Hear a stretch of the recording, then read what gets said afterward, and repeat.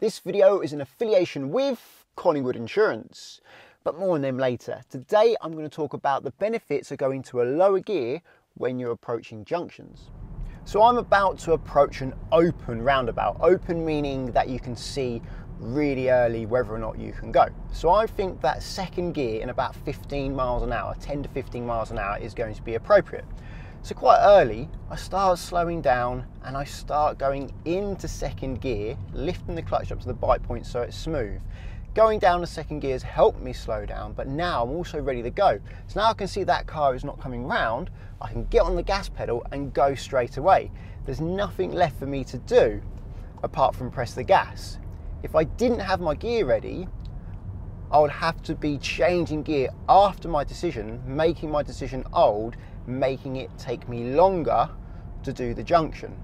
So the benefit is going down a gear helps you drive at a lower speed, but also helps you get to that lower speed, and also it means you're ready to go.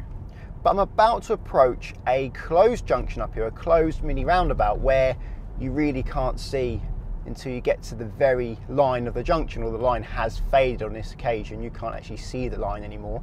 I'm going to go left and I can't see to the right, it's just a wall or a fence, so I'm going to have to get really close to the end, clutch down, and what I'll do is when I'm near this very faded line here, pop it in first. Now I can see no one's coming and I'm ready to go. And because I got first gear before I made my decision, when I could see no one was coming, I could go straight away, meaning my decision stayed new, helped me make better decisions. If you make a decision to go, then you change gear, things tend to get old and you find you make worse decisions as things change by the time you actually get going. Here, that one was quite open, that's why I did it in second gear, and I did it quite late. I went into second gear quite late on that one. I'm going to do it on this one as well. I'm going to go to second gear quite late, and that's because I'm an experienced driver. If you are new to driving, I highly recommend you start slowing down really early and start going to second gear very early as well, because it's going to take you a lot longer to do those two things. And the earlier you start, the more time you've got to do them, enabling you to learn how to do it. As you get experienced, you will be able to do it later and faster. This time I'm going to do those same two junctions, but instead of preparing the gear on my way there, I'm going to prepare this gear after I've made my decision. So, same junction, open, 10 to 15 miles an hour, second gear is probably suitable for this, but I'm not going to do second gear. I'm going to start slowing down, I'm going to start thinking about whether or not I can go. It looks clear, I've made my decision to go, so now I'm changing gear, and you can see I'm still doing the clutch in the junction, and then I'm getting going again once I'm already over the give way line. Now that was quite easy that time because it was very empty, no one was on that junction. But it did take me longer to get going after I made that decision to go. And if I was a new driver, it's probably going to take me at least twice as long to change gear. And I may lose my position a little bit as I change gear too. That's what new drivers do. So having that gear ready before you make that decision makes your life a lot easier and makes it a lot safer.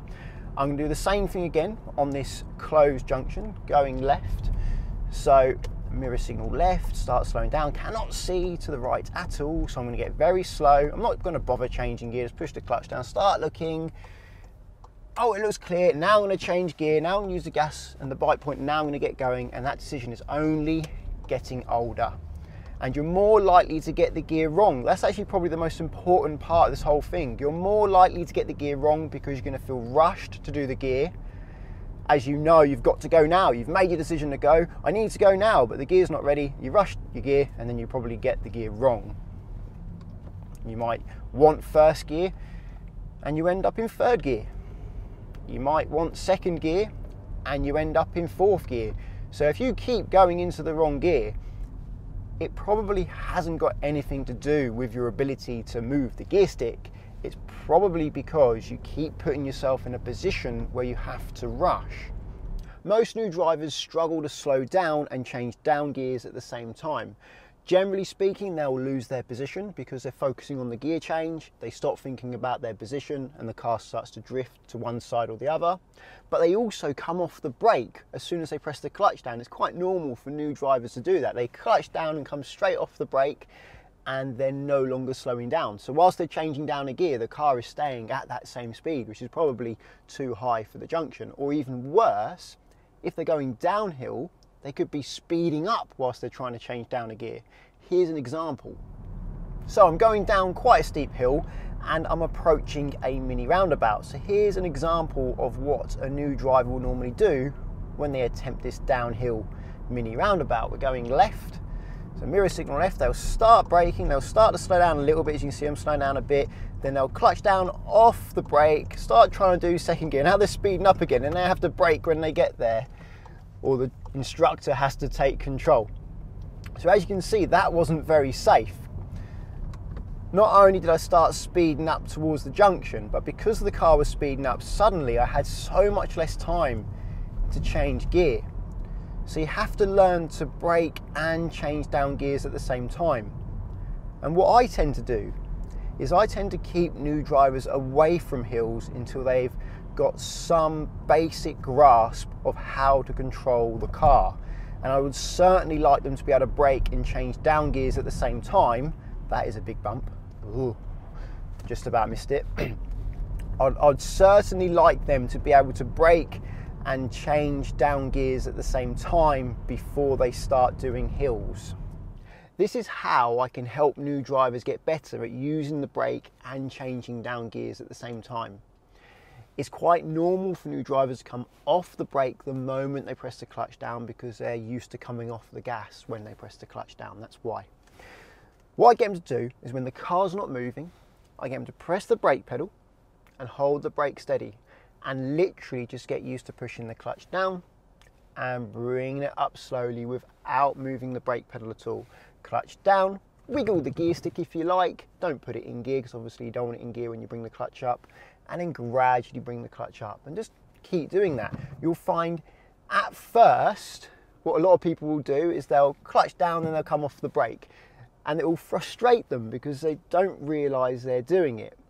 But if you do this within minutes, normally most people can get it. Most people can start lifting the clutch up and pressing it down whilst keeping the brake steady. And if you want to take it a step further, you can start to adjust the brake a little bit, because sometimes you do need to adjust the brake whilst you're doing the gear. So you can say clutch down, maybe add a little bit more brake, bring the clutch up halfway, maybe take a little bit of brake off, and then bring the clutch all the way up, and then maybe add some more brake and take the brake off a little bit again. So you just practice whilst you're not moving to give your legs that muscle memory. Most new drivers struggle to do smooth downshifts. When they come off the clutch, an almighty jolt goes through the car. I'll show you that here when I get to this little straight after this bend. I'm going to accelerate, pop it into third, go a little bit quicker, and I'm going to try and go down to second gear, and there's going to be an almighty jolt through the car. You may not be able to see that on camera, but believe me, there's quite a jolt. Not the smoothest way to drive. Now I'm going to show you a way around that and do the same thing again, but I'll pause on the bite point to give the clutch a chance to rev match for me. So I'm back up the third gear. I'm going to go down to second gear, so off the gas, clutch down into second.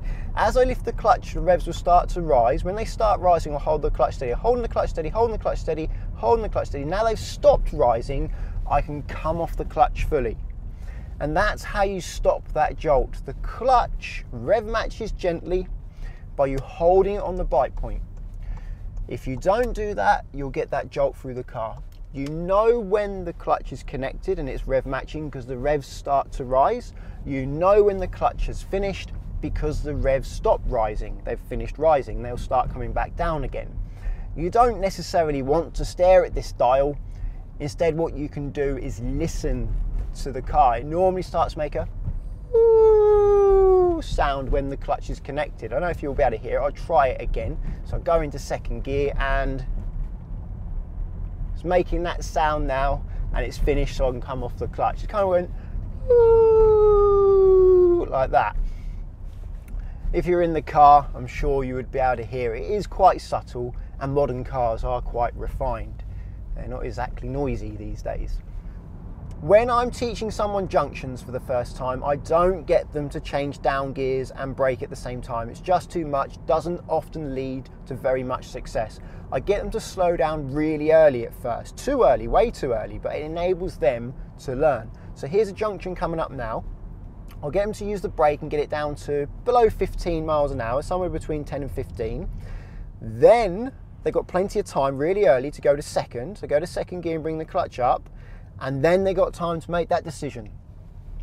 Now that's really early and too slow, yes. Would you get a driving license doing that? No, because you're slowing down too early and you're taking too long.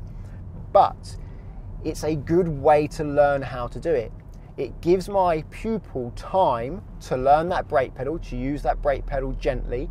It gives them time to learn the clutch and learn the gear, and it also gives them some time to keep a good position and make a good decision.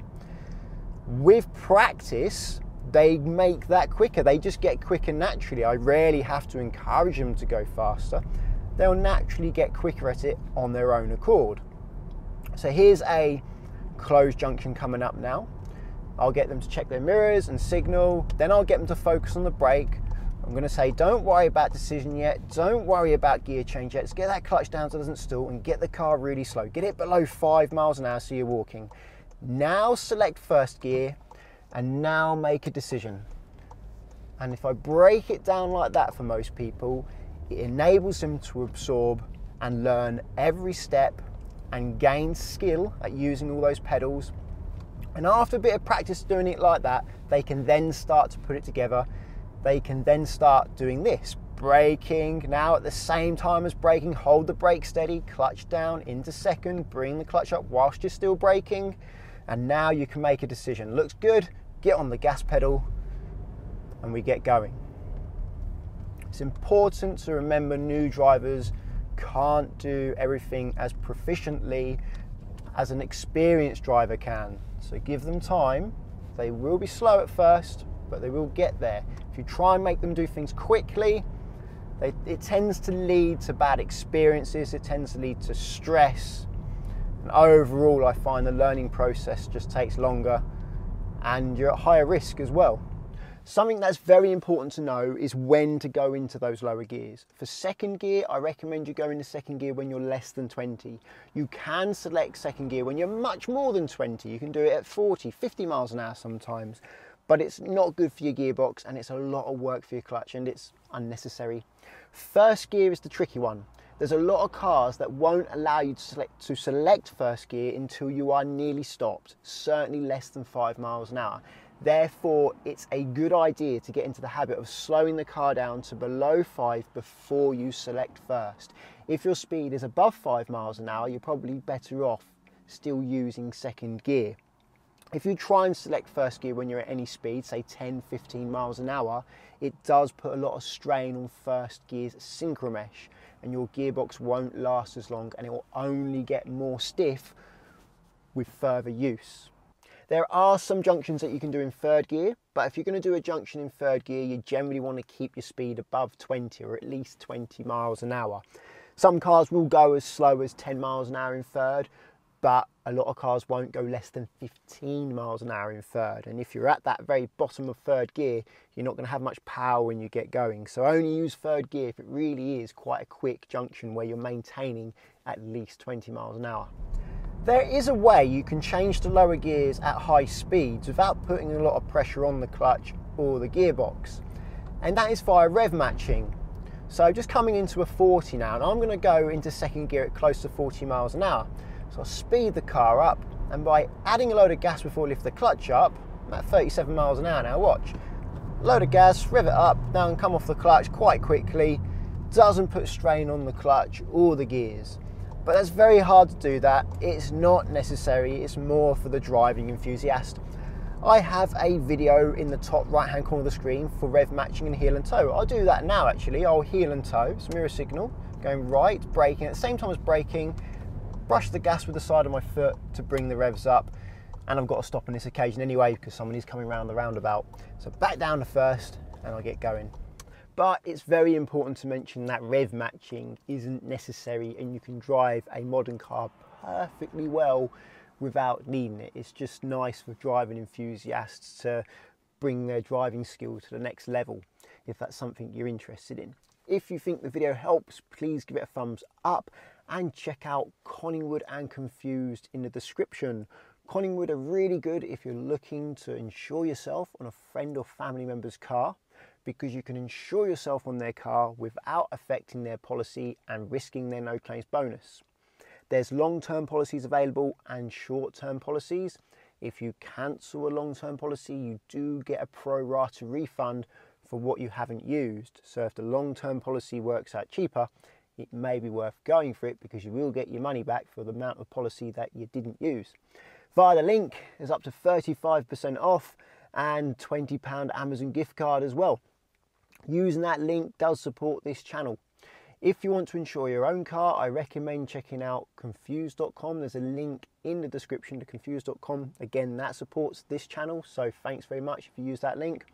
And what's great about confused.com is you can fill out one quote form and you get quotes from many different insurers, and you can change that quote form as well. So you can change your car, you can change your excess, your mileage, to see what works out cheaper when it comes to choosing what insurance policy is best for you, what car is best for you when you're thinking of buying a car.